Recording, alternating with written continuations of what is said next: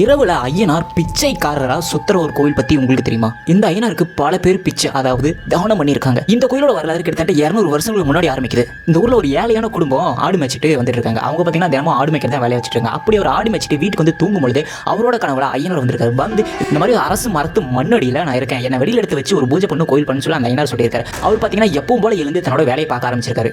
காரணம் என்னன்னா அவர் அந்த சிலையை வெளியில எடுத்து கோயில் கட்டதுக்கான காசு அவர்கிட்ட இல்ல. ஸோ எப்பயும் போல அவர் வேலை பார்க்க ஆரம்பிச்சார். மறுநாள் திரும்ப அவரோட கனவுல ஐயனார் வந்து நீ காசுக்காக கவலைப்பட வேணாம், அந்த இடத்த நீ தோண்டி வெளியில அந்த சிலையிடு, உனக்கு காசும் பணமும் கிடைக்கணும் அந்த ஐயனார் சொல்லியிருக்காரு. அந்த ஆடு மேய்க்கிறவர் மறுநாள் எந்திரிச்சு தன்னோட வேலையை பார்க்க ஆரம்பிச்சாரு. அந்த கனவு வந்து கண்டிக்கவே இல்லை. 3ஆவது நாள் திரும்பவும் கனவு வருது. அந்த கனவுல அவரை பாம்பு கொத்துற மாதிரி வருது. அவர் பாத்தீங்கன்னா பயந்து எந்திரிச்சு மறுநாள் காலையில போய் அந்த இடத்த தோண்டி பார்த்திருக்காரு. அந்த இடத்துல பாத்தீங்கன்னா ஏகப்பட்ட பழங்கால தங்கங்கள் கிடைச்சிருக்கு. பக்கத்துல ஐயனார் சிலை இருக்கு. அந்த ஐயனார் சிலையை எடுத்து அந்த அரசு மரத்தடியில வச்சுட்டு அங்கிருந்து நகையை மட்டும் எடுத்துட்டு போயிட்டாரு. அதுக்கப்புறமா அவரு வசதியா வாழ ஆரம்பிக்கிறாரு. கொஞ்ச காலத்துக்கு அப்புறம் இரவு டைம்ல அந்த கிராமத்துல ஒரு பிச்சைக்காரன் எல்லார் வீட்லயும் வந்து பிச்சை கேட்க ஆரம்பிச்சிருக்கான். இந்த ஊர்ல இருக்கிற ஒருத்தன் தான் என்ன ஏழையா கிட்ட இப்ப மிகப்பெரிய ஒரு பணக்காரனா இருக்கான் அப்படின்னு சொல்லி தான் பிச்சை கேட்க ஆரம்பிச்சாரு. ஊர் மக்கள் எல்லாத்துக்குமே அந்த ஆடு மேய்க்கிற மேல சந்தேகம் வந்திருக்கு. அந்த சந்தேகம் முத்தி போய் அவங்ககிட்ட போய் விசாரிக்க ஆரம்பிக்கிறாங்க. அப்ப உண்மையெல்லாம் சொல்ல அவங்ககிட்ட இருக்க பணத்தெல்லாம் வாங்கி அந்த ஐயனாருக்கு அந்த இடத்துல ஒரு கோயில் கட்டுறாங்க. அந்த கோயிலை கட்டி முடிச்சதுக்கு அப்புறம் இரவுல அந்த பிச்சைக்காரன் பிச்சை கிட்ட வந்தா பாத்தீங்களா, அவன் வரதே கிடையாது. அதுக்கப்புறம் தான் அவங்களுக்கு தெரிஞ்சு வந்தது ஐயனார்னு சொல்லிட்டு.